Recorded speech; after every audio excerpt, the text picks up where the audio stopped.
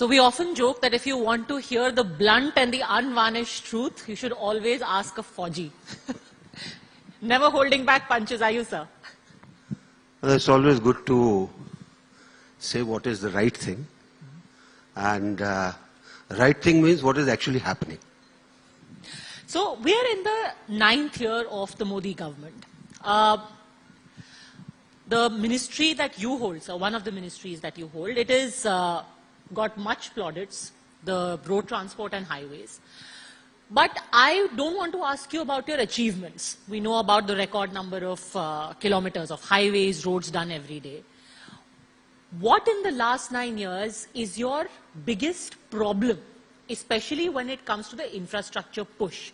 The Prime Minister made it very clear that highways, airports, infrastructure, HERA as he calls it, is going to be the main focus from here on. What is your one lasting regret of the last 9 years, especially in road transport and highways? See, there's no regret as such. I'll put it the other way around, that last 2 budgets especially, when you see, they've been capex oriented.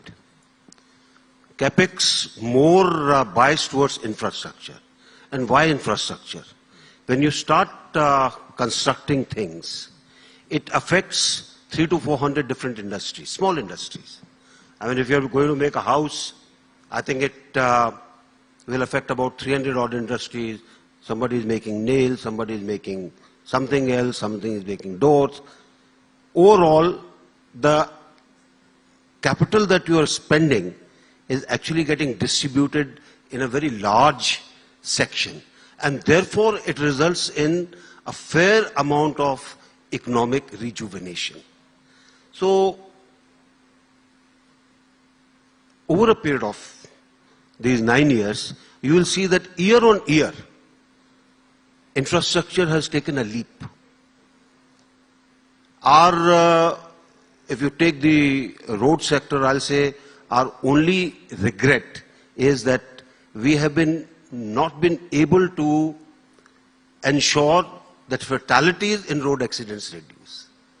They have gone up. The roads are excellent. The speeds are higher.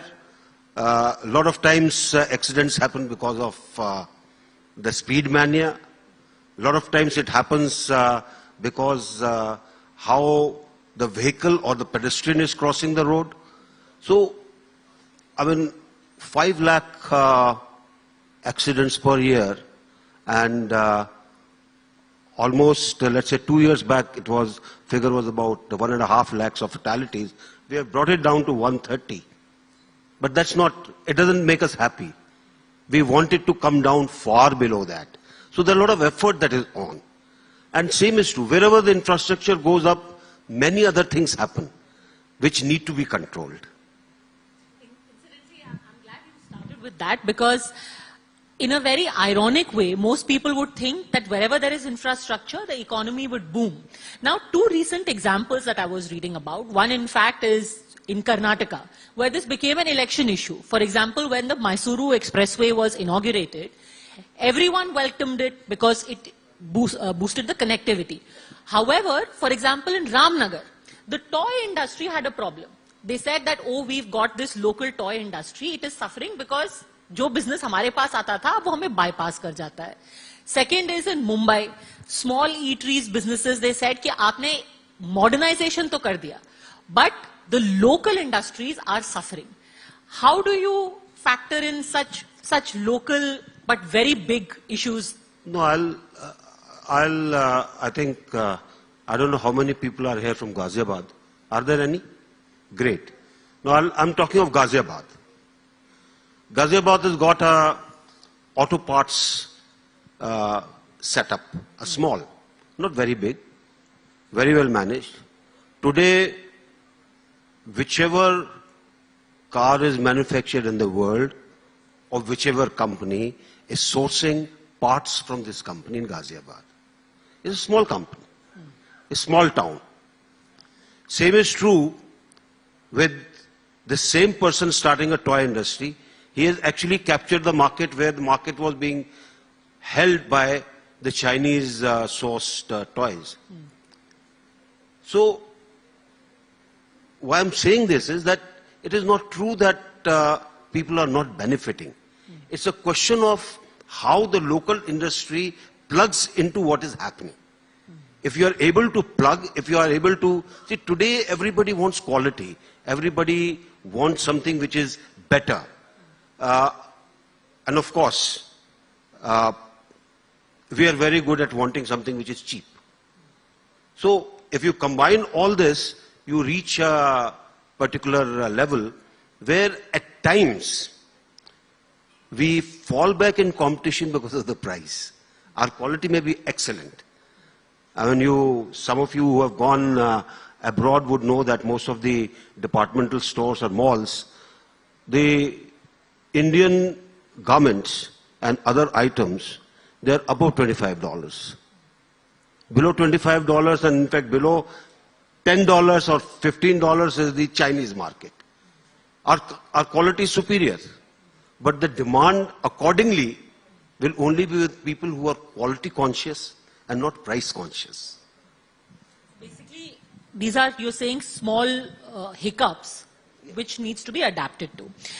The concern about highways. Roads are being built with speed, but there are also debts which are being incurred by the NHIA, and the current debt stands at 3.48 trillion in March 2022. How do you address this? It is a misnomer. It's a misnomer because the model that is in place is whether you do it on EPC or you do it on HAM or you do it on BOT, the money is coming from the banks and it goes into the road making, and after that it is being recovered through the tolls. Ultimately it is going back. So we are not factoring this particular aspect. We are getting a fair amount of money out of our tolls, and especially after FASTag, the figures have gone up dramatically. We have had, with the FASTag coming in, today it's almost 95% recovery is there. And very soon, give us another 6-7 months, we are changing to a different system where we will do away with the barriers. And we will only record the vehicle that enters the road, whether it is through a system where the satellite reads it, or the GPS reads it, or the camera reads it. All the data is available. When you exit the road, same thing happens again, and for the time that you travel, or rather the distance that you travel on the road, we'll charge you for that. You won't even come to know. Only your bank will tell you. Now, the concern also is in the delays. Very ambitious target has been set by the union government. But according to a report from the 30th of April 2023, 402 out of 749 projects in the Road Transport and Highways Ministry are currently falling behind time. They are getting delayed. What is the reason for this? See, our main reason where road construction gets delayed is land, availability of land, which is a state subject. So, and this was more so in the earlier years because we were still in the legacy mode. I'll put it that way. The project would be given when only 50% land had been made available. Last 4 years or so, 5 years, I'll put it 5 years, the policy is very simple. Till the time we do not get 90% land, we do not start a project. Now, this delay is statistical. Why is it statistical? A project has been sanctioned, so in the books it goes as project sanction, but we are waiting for the land to be made available to us. Once the land is made available, then actually the project starts. And from the day that we make this full land available, we are giving 2.5 years time for its completion. Most of our projects are getting completed in that time. 2.5 years. 2.5 years. That is why you have seen this phenomenal change. And I'll also add to it that a lot of our road builders who are and contractors, they are today in competition. Every 3-4 months we get a new record. The last one was by Cube construction company. They have done 100 lane kilometers in 100 hours. Now, it never used to happen. Such things never used to happen earlier. Today we are, I think there is something in Indians which a lot of people do not recognize. And that is the ability to rise to the occasion, whatever may be the occasion. And I think that is what is happening today. But sir, are there also pitfalls of this, this record speed of building roads? Let me quote to you a few examples. Day before yesterday, there was a photograph that went viral in Maharashtra where the entire road is being picked up by the villagers and almost like a carpet, it is being lifted. In Uttar Pradesh, in 2 places, there were allegations that पूरी road जो है, उसके ऊपर जो उन्होंने bitumen डाला हुआ था, वो पूरा निकल करके, उखड़ करके, as soon as it became hot, it was above 35 degrees, पूरा सड़क लोग ऐसे गांव वाले उठा. Why I'm laughing at this thing is, none of these roads are NHAI roads. I'm very sure about NHAI roads. None of them is NHAI. Quality is being assured. There's third-party quality assessors. There are authority engineers. There is somebody else. It is a constant process. And mind you, where we find a fault, that's why we travel a lot. All officials in the ministry, we ensure that they travel and see things on ground. You find a fault, the contractor has to come back and repair it. There are some very old projects which are still problematic because they were given, almost 15, 16 years back.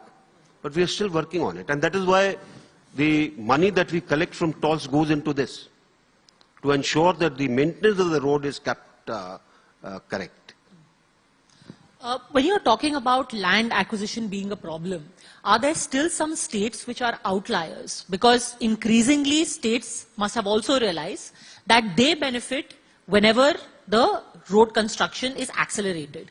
Are there some states which are still a problem when it comes to land acquisition and cooperating with NHAI? No, there are problems in some states. There are problems in some states, not only of land, but also of giving us the quarries for taking out earth so that it can go onto the road, quarries for stone, etc., etc.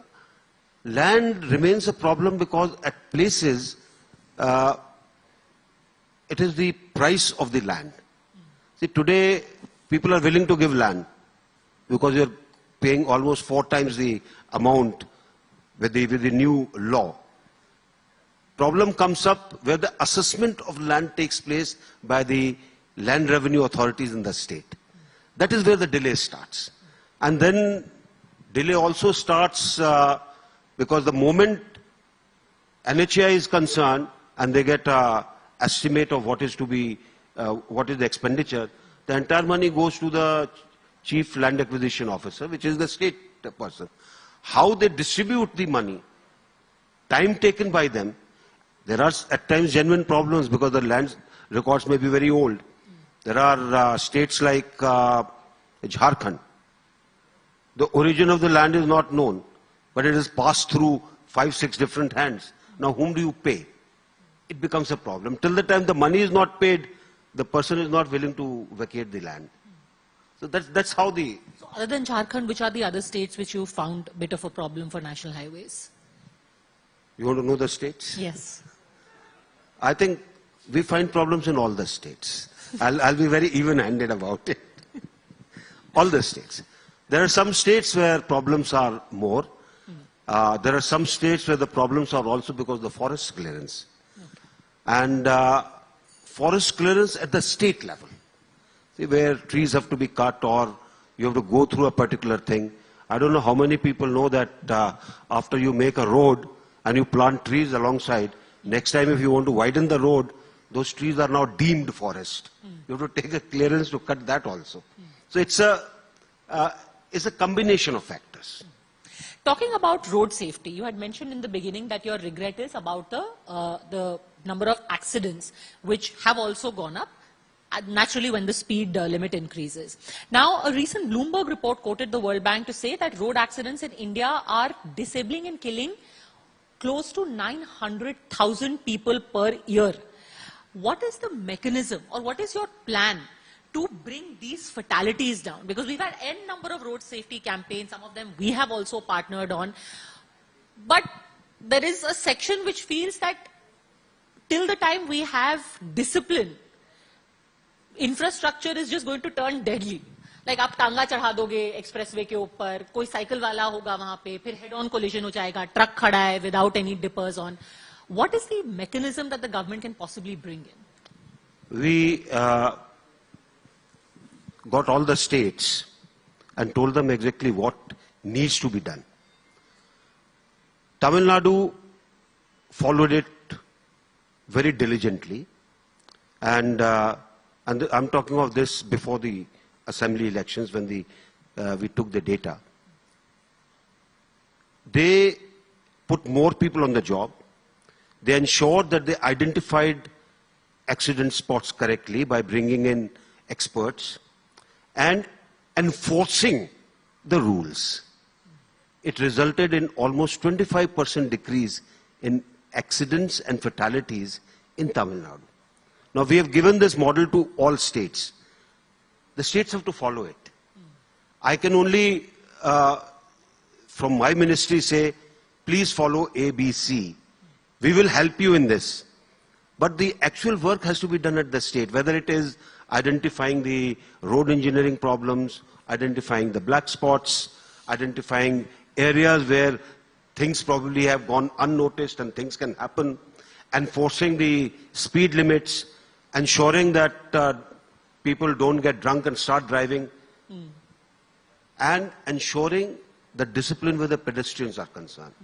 Today, even if you go from here on this beautiful road to Meerut, there are a lot of places where suddenly you will find 10 people coming on the road, they do their hands like this, they think everything will stop and they go through. Accident will take place. But there are many other things that we are trying to do. Where access control is concerned, we are trying to see if we can put higher crash barriers made out of bamboo. We have got them tested, they're proving to be effective. So it will also probably add to additional safety feature on the roads. Now, of these accidents that we spoke about, two-wheelers are almost 40%. Across the world, more safety features for two-wheelers are being considered. Is the Indian government also considering something like that? Airbags for two-wheelers, for example? See, two-wheelers can't have airbags, but two-wheelers need to have helmets.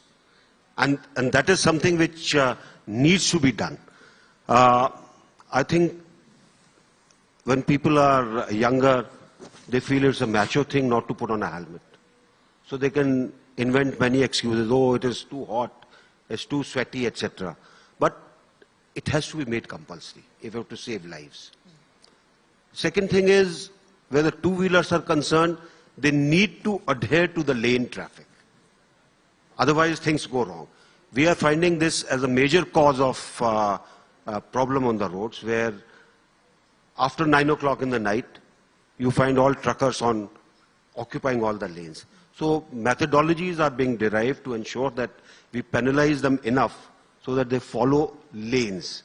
And today, all our expressways that are being made, we have got visibility of the entire stretch with our traffic management system. We can see where a vehicle stopped, where a thing is, and a necessary message can go to those people to ensure that they get off the road.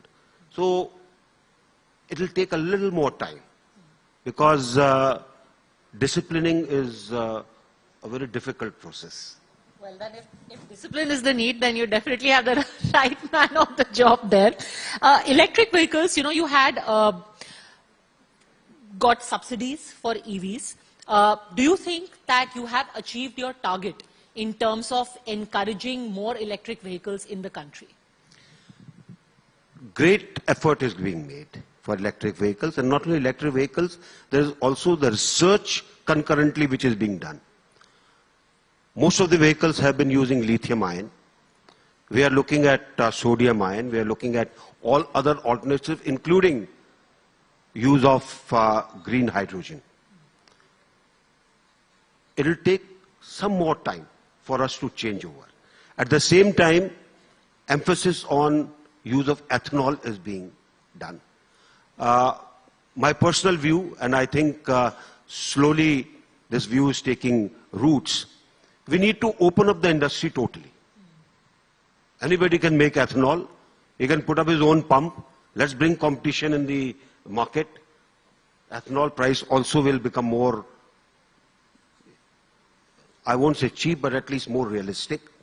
And today it is possible to get the same calorific value which petrol or diesel gives with ethanol, which means that it will be much cheaper, it will be much cleaner, it will be less polluting.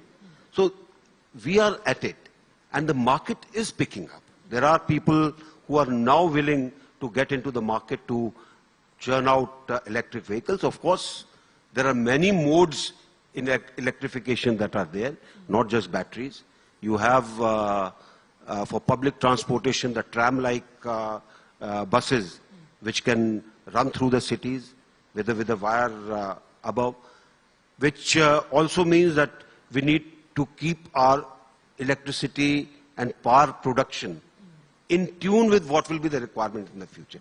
So all these issues are being looked at in a very serious mode. And I'm sure coming years, you will see many more people converting to electric vehicles. You are encouraging production, you are giving targeted subsidies, etc. But do you think, giving the last mile infrastructure for that needs to be boosted further? Because most people who are even environmentally conscious would think twice, do I have the wherewithal to maintain an electric vehicle after I buy it? So we are doing that. That's being done. The government is quite serious on it. And where the roads are concerned, wherever our wayside amenities come up, besides petrol bunks and all other facilities, electric charging, number of electric charging stations are being made. Aim is that this deficiency should not deter people from turning their vehicle into electric vehicle. But what is the target that you have set for yourself in terms of, by 2024, X number of four-wheelers on the road should be electric vehicles? Is there any roadmap that you're working? The roadmap is there in terms of how the changeover will take place. At the moment, with the type of installed capacity that is available and the players who are in the market, it is taking a little time.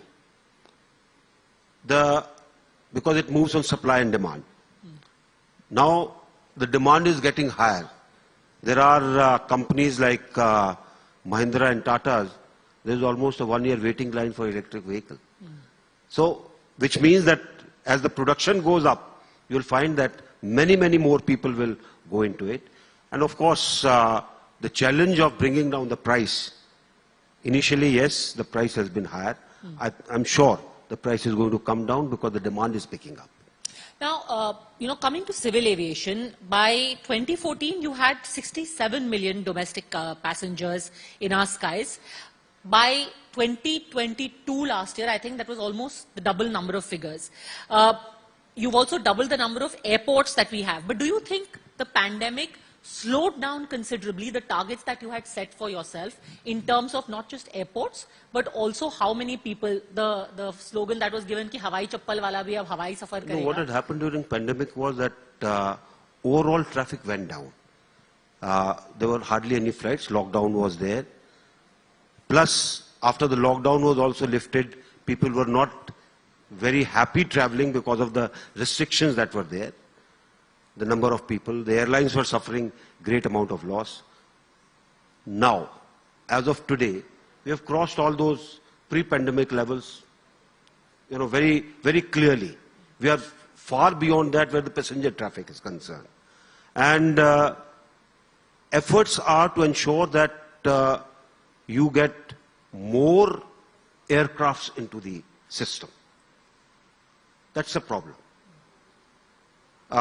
You have Go First, which went down not because of the management or the financial part, but because of the Pratt & Whitney engine. Now, Pratt & Whitney is not meeting these supply targets. And an aircraft which is on Pratt & Whitney, if you want to change over, it requires more expenditure, it requires configuration changes, which probably a company will not do it themselves. So there is a crisis where the engines are concerned, and especially Pratt & Whitney. So we are hoping that the management of Pratt & Whitney, with whom we are in constant conversation, they do something better. They come up with the most interesting excuse that in COVID most of our middle and the senior management left, and today we are not able to manage our affairs well. Well, our suggestion was take Indians. They'll manage it for them. What would you care to elaborate? Because this is very interesting. What is the conversation that is being had with Pratt & Whitney by the government of India? Pratt & Whitney, they're not able to manufacture the number that they were manufacturing earlier. So their assembly lines are not churning out what they should have been. So what's the government's intervention? So far as Go First is concerned, all their aircraft are Pratt & Whitney. Indigo also has a certain number of Pratt & Whitney engines. Spice has a certain amount of Pratt & Whitney. In fact, all their Bombardier fleet is Pratt & Whitney. Those are smaller engines. They're still available in the market. Otherwise, we would have another crisis out there. So we have to keep pace with what the industry is churning, and we probably have to look long term as to what we can do where the aircraft engines are concerned in terms of dependence on our own resources. It will take time. But is there any intervention on part of the Indian government with Pratt & Whitney? I told you, we have been talking to Pratt & Whitney.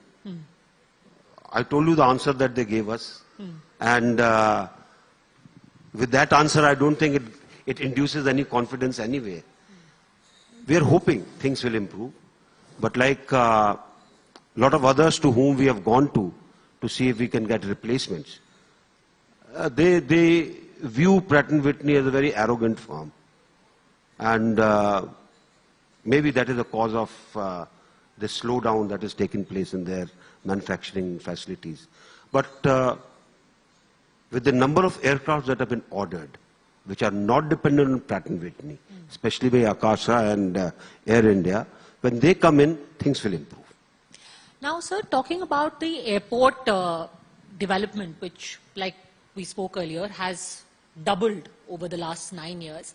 One area that really stands out, in fact, is an area which you as donor minister earlier were also closely associated with, the Northeast India.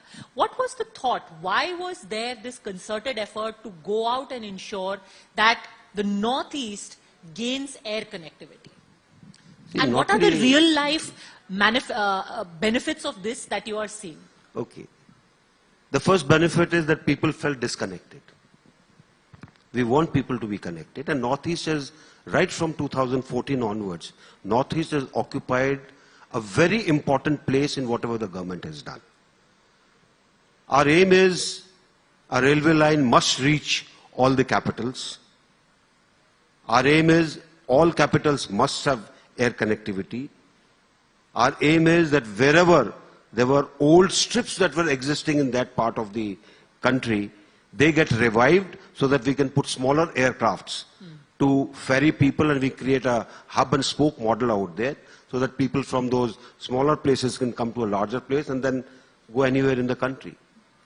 Till the time we do not improve the connectivity of mind will not improve. So Northeast has occupied a great amount of effort, and today, every time that I've gone to Northeast, I felt happier. There are better roads, there is better connectivity. Earlier, if you went to a particular place, you knew by the time you come back, it will be 4 days. Today, you know, okay, I can come the next day. That's the change that is taking place, and it is also having an effect on the psyche that used to prevail in the Northeast. Do you think that's the reason that the BJP has done quite well in the Northeast electorally as well? It has. It has made significant advances in that field. Sir, with a lot of these smaller airports, for example, the airport in Ajmer, many of these airports in Darbhanga and Bihar, The complaint is that it's great that you have airports, but there aren't frequent enough flights. And because you have a limited number of flights, sometimes the prices there are very prohibitive. How do you address that? See, where smaller airfields are concerned and airports are concerned, how many flights an airline can take is what matters. With the type of fleet that is existing today, there are constraints. We have been able to fill the gap which was created by Go First by ensuring that the other airlines take on additional flights, almost the same number, so that that gap gets filled. But for the smaller ones, we have also started looking at a small aircraft scheme. We are very happy if somebody comes to take part in this, whether you can get a smaller 19-20 seater. You'll make a great amount of business, I can tell you. Because you'll be able to feed the hubs with this, you can increase the frequency, and I think we'll be able to get rid of this complaint that I also frequently hear. More number of flights must come. Also understand the change in mindset that has taken place. Earlier there were no flights from Darbhanga. Today there are flights, and now people want more. That more is what is creating an issue. So do you in the cabinet sometimes have fights with the railway ministry and the civil aviation ministry? You start flying planes to Darbhanga, railway se kaun travel karega? There are no fights, but because we are all concerned with whatever we have created, that gets serviced as well. And people get the benefit. See, some of the smaller ones came up as part of UDAN. And UDAN is basically democratization of aviation, where the Prime Minister said what you just repeated, Hawai chappal wala Hawai jahaz se chalega. And there is a cap on it in terms of the kilometer and the charges that you charge from the passenger. However, with this, passengers traveling longer distance also want a similar facility, which doesn't become very economical. After all, any model that is followed must result in sound economics. Otherwise, it will fail at some point of time.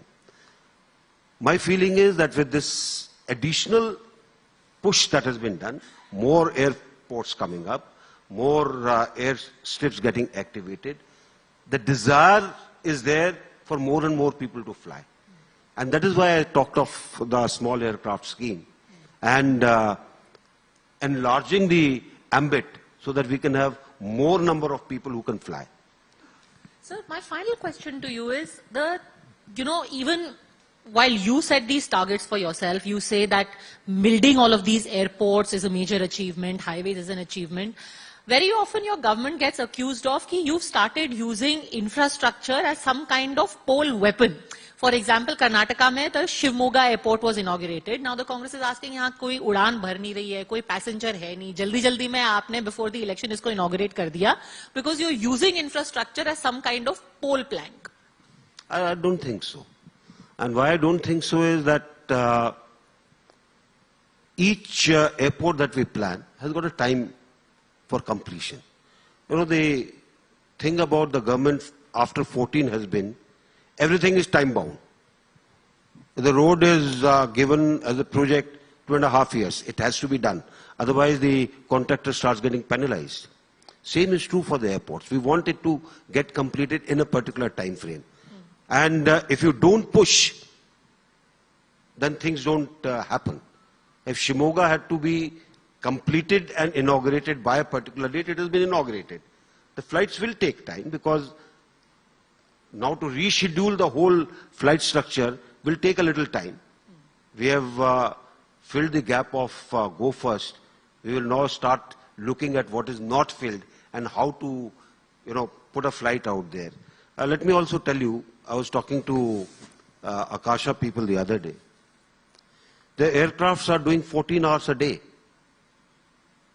14 hours a day, which means the number of pilots required for flights every day. They are having issue, but they are meeting the flight demand and the route demand that has been given to them. So